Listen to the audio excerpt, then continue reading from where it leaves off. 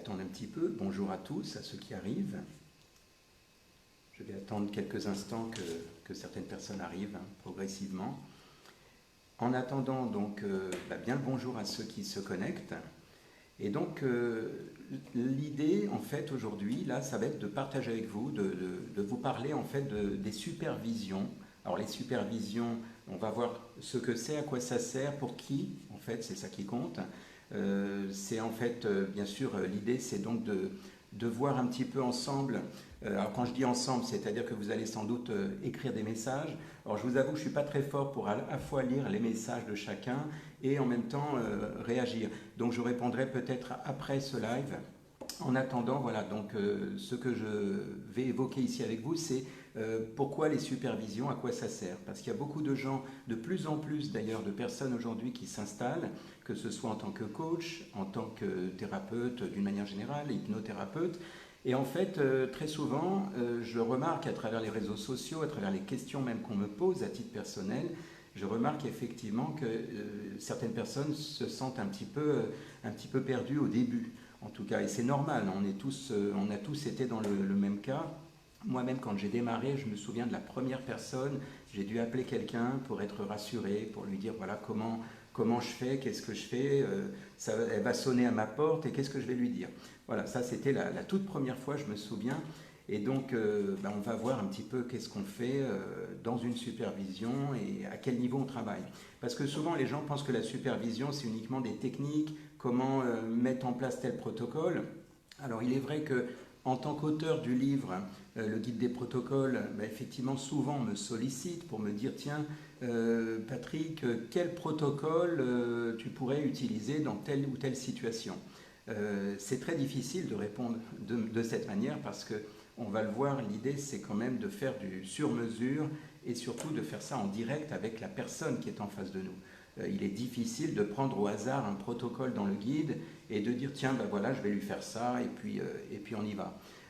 On est dans le monde de l'humain, de la communication et l'objectif c'est vraiment qu'il y ait un rapport qui se crée entre la personne et vous.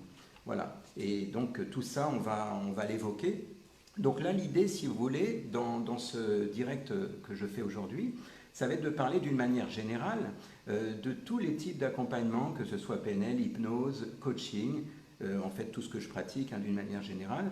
Alors avant toute chose, j'ai démarré tout de suite le temps de faire venir les gens. Donc petit à petit, je vois que certaines personnes se connectent. Avant toute chose, je vais quand même me présenter pour ceux qui ne me connaissent pas. Donc je suis Patrick Esch, je suis donc l'auteur du guide des protocoles en hypnose PNL qui est sorti il y a un peu plus de 10 ans maintenant, là où il y a beaucoup de protocoles à l'intérieur quand les gens démarrent leur activité ou même ceux qui sont déjà en activité, ça peut être bien utile apparemment de ce qu'on me dit. Voilà. Et d'autre part, je suis donc thérapeute spécialisé en hypnose, je suis coach et je suis aussi formateur et enseignant en PNL.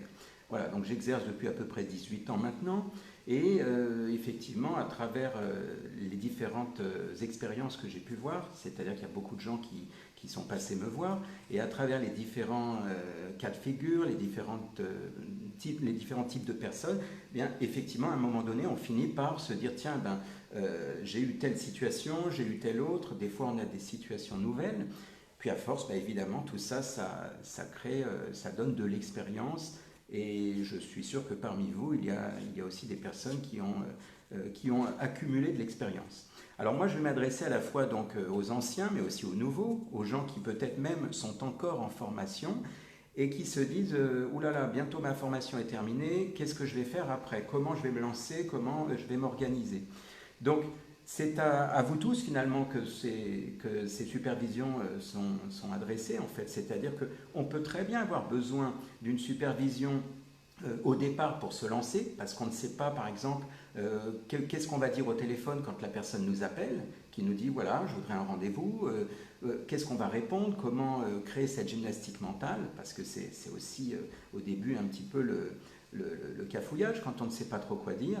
Et on va donc démarrer de là, dans une supervision. Ça va aller aussi à quoi faire lors de la séance, la première fois, quand la personne arrive, si elle arrive seule, si elle est accompagnée, comment ça se passe, comment je vais accueillir cette personne. Et puis bien sûr, il y a le contenu après, tout ce qui se passe à l'intérieur de la séance, c'est-à-dire quoi faire, quoi dire, comment questionner, c'est de ça dont on va parler. Jusqu'à la fin, c'est-à-dire la conclusion, au moment où on arrive à la fin de la séance, qu'est-ce qu'on fait, comment on s'y prend à la fin. Voilà. Est-ce qu'il y a un suivi, est-ce qu'il n'y a pas de suivi? Vous voyez, il y a tout ça en fait qui peut s'entremêler des fois dans la tête des gens et surtout quand on est au début de l'activité. Parce que ces questions-là, je me les suis posées, et peut-être même que vous aussi. Et l'idée, c'est de pouvoir créer une structure, de pouvoir se dire, voilà, je sais quoi faire, je sais comment faire. Donc effectivement, ça s'adresse, comme je disais tout à l'heure, à la fois aux gens qui sont en formation et qui commencent à se lancer, mais ça peut être aussi les gens qui sont déjà installés, et pourquoi pas, après tout, je veux dire, c'est tout à fait possible. Imaginez que, je sais pas, vous exerciez depuis 1 an, 2 ans, 5 ans, et que ponctuellement, pour quelque chose de très précis, de très ciblé, vous auriez besoin de mettre en place quelque chose ou de dépasser quelque chose dans votre accompagnement. Eh bien, tout ça, ça peut être aussi intéressant d'avoir une supervision, même ponctuelle, ça peut être des fois 1 ou 2 séances, histoire de se remettre un petit peu dans le bain. Voilà, il y a aussi des gens que j'ai reçus, des thérapeutes, qui par exemple ont laissé un petit peu leur activité, c'est-à-dire qu'ils ont démarré peut-être il y a 2 ou 3 ans, ils ont un peu lâché ça parce qu'ils avaient peut-être leur ancien métier ou peu importe, et puis là ils veulent se relancer, puis tout d'un coup il y a toute la peur qui revient. Vous savez, c'est comme les gens qui ont eu le permis de conduire, ils ont conduit au début, et pour peu qu'ils n'aient pas conduit pendant 1 an ou 2, ben, tout d'un coup, c'est pas forcément évident de se remettre dans le circuit. Voilà, donc c'est de ça dont nous allons parler. Alors je dis bonjour d'une manière générale parce que je vois pas mal de monde connecté, donc je vais pas, je fais un salut global. Voilà, salut, un bonjour à tout le monde d'une manière générale. Et si toutefois certaines personnes ont besoin d'écrire, de poser des questions, je répondrai point par point après cette vidéo, après ce direct, parce que sinon ça va être complètement difficile de pouvoir parler et répondre en même temps. Voilà, donc bonjour à tous ceux qui se joignent à nous. On va évoquer en fait, en quelque sorte, ce que l'on fait en supervision et donc à quoi ça sert. Alors je viens de le dire à l'instant, c'est-à-dire qu'on soit débutant, qu'on soit en formation, prêt à démarrer, qu'on soit déjà en activité, eh bien effectivement parfois on est un petit peu perdu, on ne sait pas trop qu'est-ce qu'on fait dans certaines situations. Donc là, le but du jeu, si vous voulez, avec une supervision, alors la supervision, ça va être finalement, comme je disais, ça peut être une séance, tout comme ça peut être 3, 4, 10, tout dépend de ce que vous voulez travailler, parce qu'il y a des gens qui vont venir pour travailler sur un protocole bien spécifique. Alors c'est souvent pour ça qu'on vient me voir, mais pas que. C'est pas parce que je suis l'auteur du guide des protocoles qu'on doit absolument penser protocole. On peut aussi venir me voir, par exemple, parce que la personne me dit, voilà, je n'arrive pas à parler de moi, je n'arrive pas à me présenter, j'ai l'impression que je suis en train de me vendre, je ne sais pas comment faire. Qu'est-ce qu'il peut y avoir d'autre? Il peut y avoir tout simplement, voilà, je reçois des gens, mais je ne sais pas comment leur poser des questions précises. Si la personne tourne en rond, comment je fais pour la remettre dans l'objectif?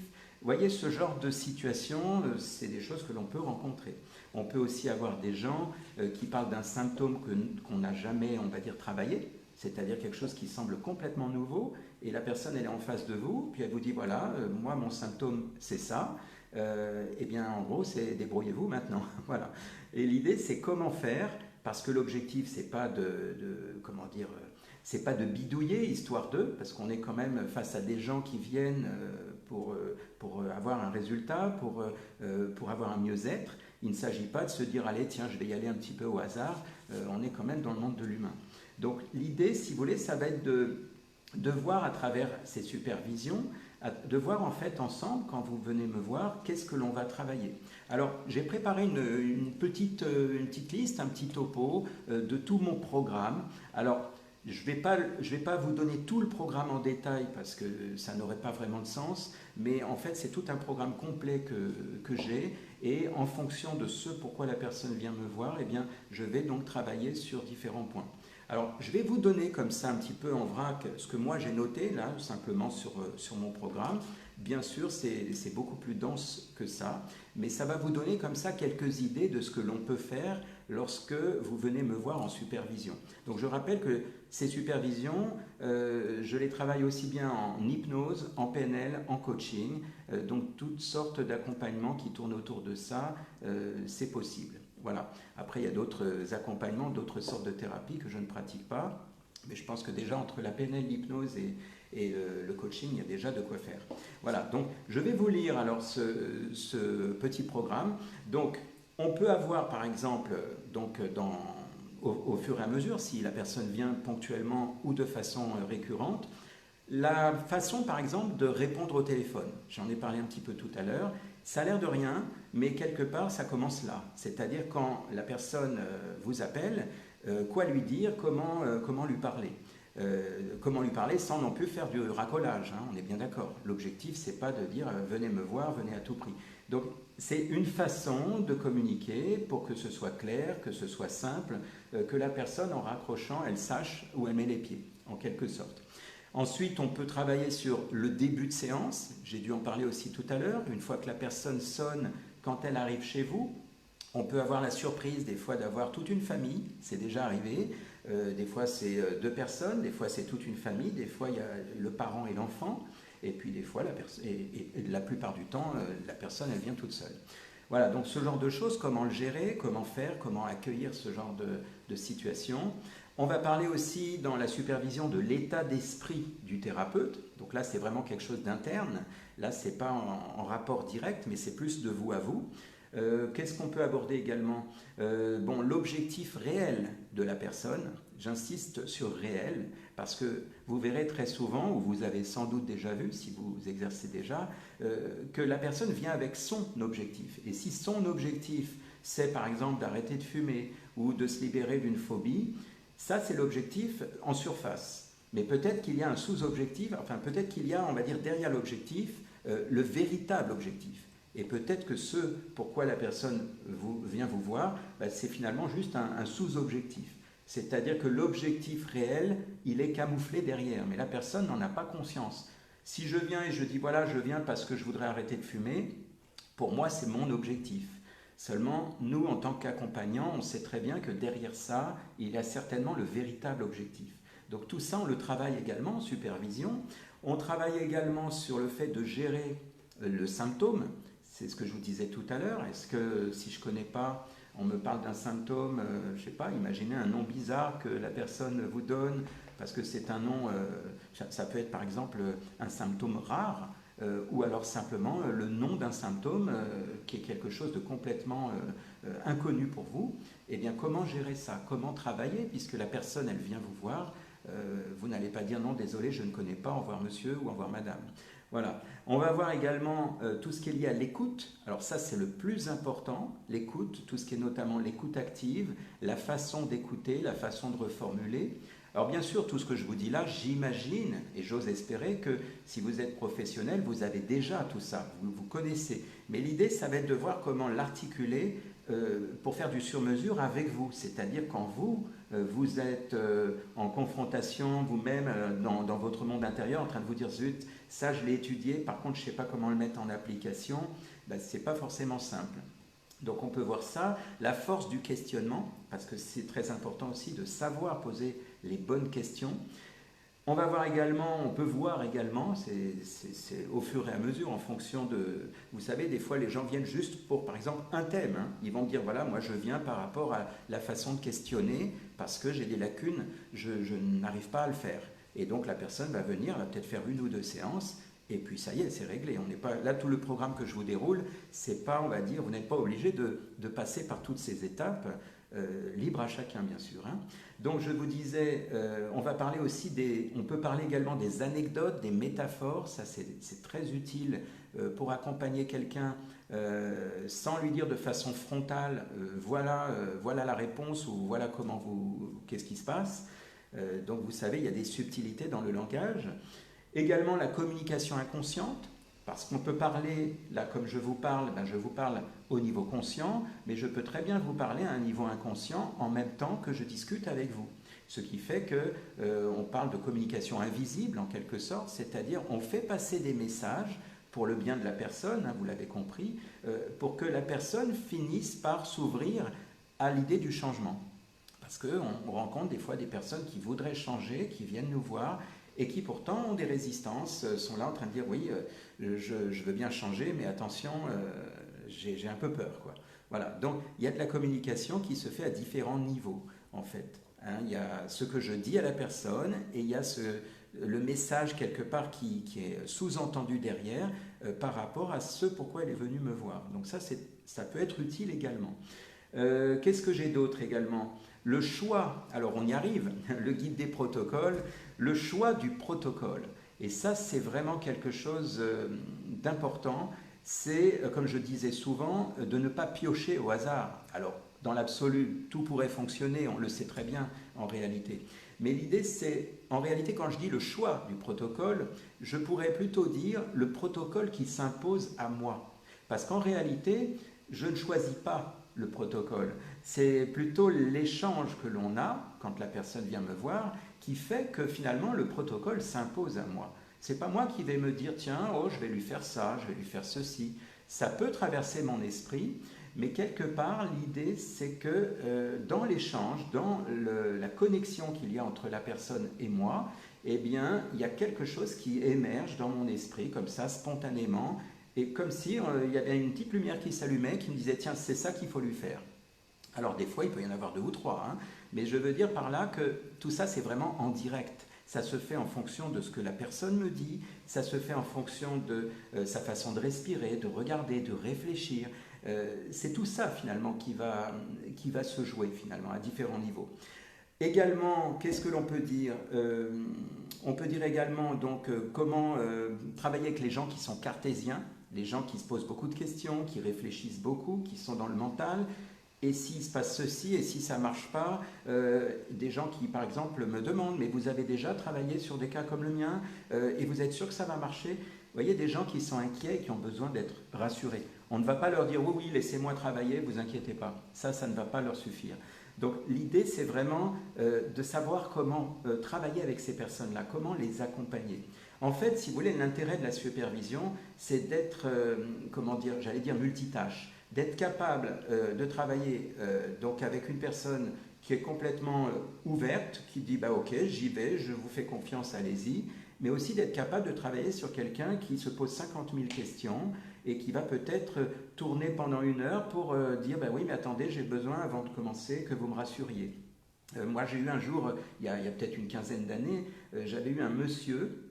Il a fallu, c'est sur sa demande, que je fasse à peu près 4 séances avant de démarrer la séance d'hypnose. Parce qu'il avait peur, parce qu'il s'inquiétait. Chaque fois, il me disait, bon, je lui disais, bon, ça y est, vous êtes prêts, on y va aujourd'hui. Attendez, j'ai d'autres questions qui me sont venues, j'ai besoin d'être rassuré. Voilà, donc il a fallu faire ça. Et encore, il y a même eu je lui avais fait une formation à l'auto-hypnose également. Donc, vous voyez, il y a des personnes, parfois, il faut être un peu plus patient, un peu plus... Alors, on peut accélérer en disant dès la première séance, si, on y va, mais le but n'est pas d'angoisser la personne, elle vient déjà pour régler un problème, on ne va pas lui rajouter quelque chose. Alors, qu'est-ce qu'il y a d'autre à part les cartésiens? Il y a aussi comment conclure la séance. Comment finalement, si c'est l'heure, si quelqu'un nous attend après, comment faire? Parce que parfois les gens ont besoin de s'exprimer, c'est normal, ils viennent nous voir, ils nous payent une séance, ils veulent quelque part être écoutés, ils veulent être compris. Seulement, il y a un juste milieu. On va les écouter, on prend le temps, il ne s'agit pas de bâcler notre séance. Maintenant, il s'agit aussi à un moment donné de gérer le temps. Parce que la personne, lorsqu'elle est chez vous, elle se livre complètement, elle ne va pas regarder l'heure pour vous. Donc comment gérer votre temps, comment savoir à quel moment prendre fin, à quel moment sans faire de façon très brutale, parce qu'on connaît des personnes qui disent bon, ben voilà, on a fini, on s'arrête là. C'est trop direct. Parfois, la personne, elle reste un petit peu entre deux, elle n'avait pas fini. Comment la préparer? Comment, de façon habile, faire passer le message que la séance va bientôt se terminer? Donc voilà, ce genre de choses. Également, l'accompagnement à distance. C'est quelque chose que l'on pratique de plus en plus. Moi, je travaille aussi pas mal à distance. Ça peut être en province, ça peut être à l'étranger. Là, en ce moment, on est dans la période du mois d'août, beaucoup de gens sont en vacances et il peut y avoir des besoins d'une séance comme ça de façon ponctuelle. Quels sont les protocoles qu'on va utiliser à distance? Parce qu'il y a des protocoles qu'on utilise sur place et puis il y en a d'autres que l'on peut utiliser donc à distance. Et comme je dis aux personnes, parce que finalement ce direct il s'adresse aux professionnels, mais il y a aussi peut-être toutes sortes de personnes qui regardent le direct, ça peut peut-être vous intéresser aussi. Ce que je veux dire par là, c'est que les séances à distance sont tout autant efficaces que les séances sur place. Souvent les gens se disent oui, mais alors ça va être moins bien parce que c'est à distance. Non, ça c'est souvent dans l'état d'esprit des gens. Aujourd'hui, c'est devenu presque, j'allais dire, une coutume que de faire des séances à distance. Alors, ce n'est pas le plus gros de tous ceux qui viennent me voir, hein. La plupart du temps, les gens viennent, mais ça arrive et c'est important de ne pas être freiné à cause de ça, que ce soit les personnes qui ont besoin ou que ce soit vous-même en tant qu'accompagnant. Donc voilà. Également, on pourrait parler également en supervision du travail avec les enfants. C'est quelque chose de très spécifique. Quand on travaille avec les enfants, il y a une façon particulière d'accompagner l'enfant en bas âge, l'enfant qui a par exemple 4 ou 6 ans, comment faire. Souvent, il y a le parent à côté. Et souvent, c'est le parent qui va poser plus de questions, forcément, parce que pour l'enfant, c'est un jeu. L'enfant vient voir le monsieur ou la dame, et puis voilà, quoi. On lui dit de faire quelque chose, il le fait. Voilà, donc les enfants en bas âge, ça peut être également les adolescents, c'est encore un travail particulier. Très souvent, l'adolescent est rebelle. J'ai parlé de rebelle dans un live d'hier, hein, je ne sais pas si vous l'avez vu, la partie rebelle. Le travail avec l'adolescent est intéressant, et tout autant qu'avec les enfants. Hein. Seulement, c'est un peu plus délicat parce que souvent, quand il vient entre guillemets en ennemi. C'est-à-dire qu'il est là en fait parce que ses parents l'ont incité fortement à venir, mais quand il arrive, très souvent il boude, il est là en train de se dire qu'est-ce que je fais là, quoi.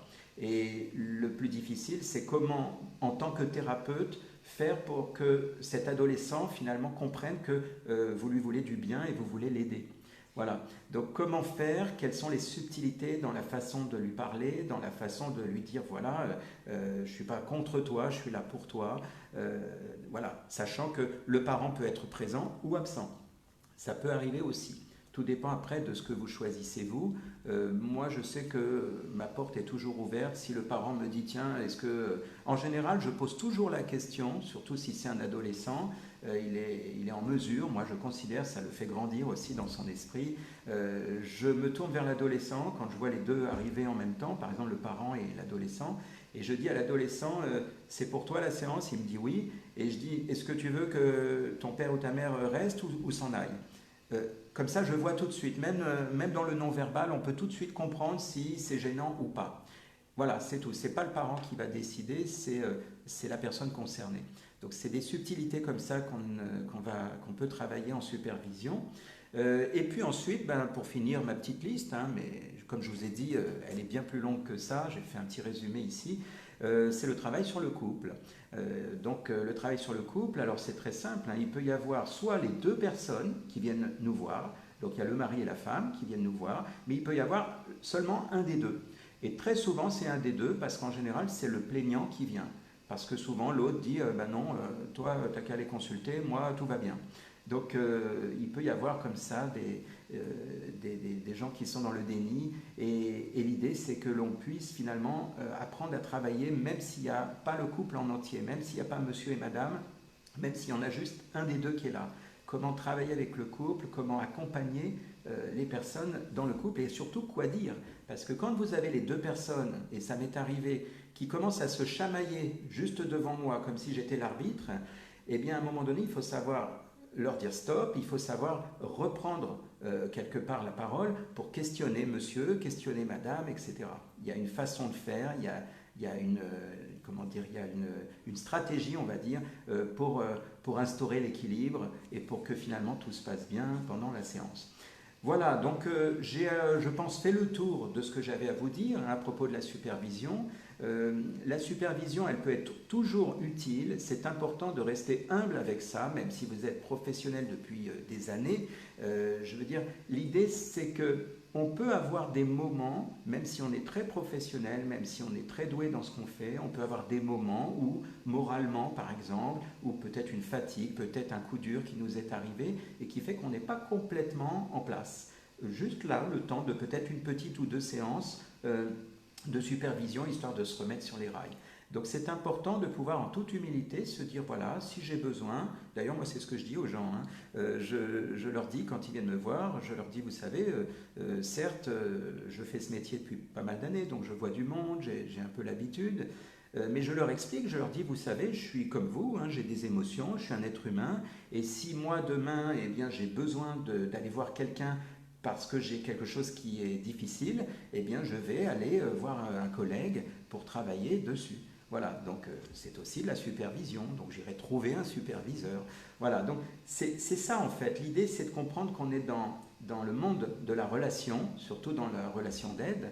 Et si on est dans ce monde des relations humaines, eh bien il est important de considérer que certes on est des professionnels, mais on est aussi des humains et que parfois on n'est pas forcément au meilleur de notre forme ou de notre état d'esprit. Parfois, on peut avoir traversé un moment difficile et donc l'idée, c'est comment gérer ça, comment finalement travailler malgré tout. Voilà. Et se sentir capable aussi de se détacher, c'est-à-dire de prendre conscience que l'histoire qu'on vous raconte n'est pas votre histoire, c'est vraiment l'histoire de la personne. Et ça, c'est très important. C'est de la même manière, si vous voulez, que les pompiers, par exemple. Hein. Quand un pompier va ramasser une personne, va aller secourir un blessé, eh bien, il ne s'agit pas que ce pompier tourne de l'œil, parce que l'objectif, c'est qu'il soit efficace et qu'il maîtrise. Voilà. Malgré tout, ça reste un être humain. Moi, j'ai reçu des personnes, j'ai reçu des policiers, des pompiers. Effectivement, c'est pas toujours rose. Donc oui, quand ces gens-là sont en service, on a l'impression qu'ils sont hyper solides, capables de tout. Et en fait, voilà, c'est bon, j'avais un petit souci avec l'écran. Voilà, donc il est important de se rappeler que ces gens-là, même si ce sont des professionnels, même s'ils vont s'occuper des blessés dans la rue par exemple, ou je sais pas, dans un endroit précis, et bien malgré tout, ça reste quand même des humains avant tout. Et souvent, plus on va être confronté à ce genre de choses, à des drames, à des difficultés, à des choses comme ça, et plus on va avoir besoin intérieurement de travailler sur nous-mêmes, parce qu'on doit se sentir bien, on doit se sentir mieux que la personne qu'on accompagne, c'est un peu logique. Voilà, je crois que j'en ai terminé, je ne vais pas m'éterniser, le but n'est pas de faire 4 heures là-dessus. Si vous voulez, l'idée c'est, si vous avez des questions, si vous avez besoin de me poser des questions, tout sera indiqué déjà dans le descriptif. J'ai commencé déjà à écrire quelques petites choses dans le descriptif. Je vais peut-être ajouter mes coordonnées pour ceux qui veulent me contacter. Et puis n'hésitez pas, maintenant j'allais dire, c'est à vous de voir selon là où vous en êtes. Et dites-vous que la supervision, ça ne veut pas dire je suis nul, non, ça veut dire simplement que à chaque étape où on en est, eh bien parfois on a besoin donc d'aller un peu plus loin et des fois c'est bien d'avoir un petit coup de pouce. Si quelqu'un qui est extérieur, ce qui est donc quand vous venez me voir, à ce moment précis, je suis extérieur et forcément c'est plus facile d'accompagner quelqu'un quand on n'est pas impliqué émotionnellement. Et bien voilà, j'en ai terminé, donc je vous souhaite une excellente journée et puis n'hésitez pas, j'ai vu que ça défilait pas mal, donc bonjour à toutes les personnes qui sont venues et donc merci pour vos messages et je vais y répondre maintenant point par point comme je fais d'habitude dans mes directs. Merci et à très bientôt. Au revoir.